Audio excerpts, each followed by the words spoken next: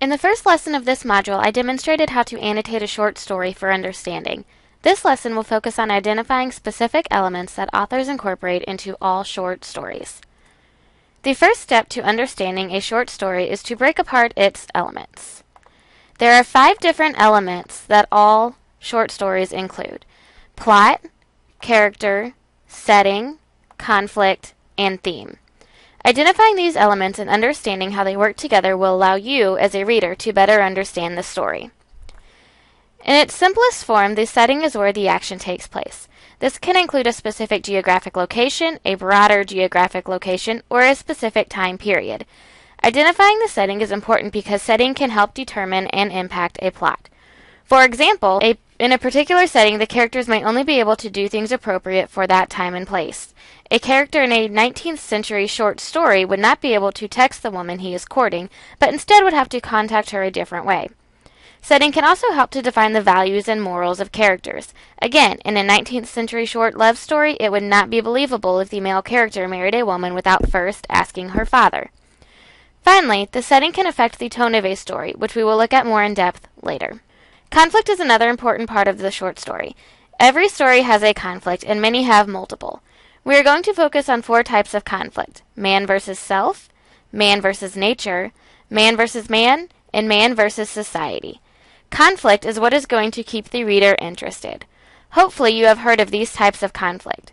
If you need a refresher of what each of these types are, refer to the Literary Elements PDF in your toolbox and at the end of this module. Once you understand the setting and conflict, it is time to dig a bit deeper into the story to identify plot points. The plot is what drives the story from one action to the next, and again, keeps the reader interested. Elements of plot include exposition, which includes setting, characters, and conflict, the rising action, the climax, the falling action, and the resolution. The rising action is everything that helps build suspense as the conflict grows. When we think about rising action, we never look for just one incident. There will almost always be many different incidents that can be referred to as rising action. For our purposes, I'm going to require that when identifying rising action that you identify at least 3 different plot points that build suspense. The climax is the high point of the suspense or the turning point of the story. In any action movie, this is the big final fight scene that leads to the outcome. The events that happen after the climax and lead to the resolution are considered the falling action.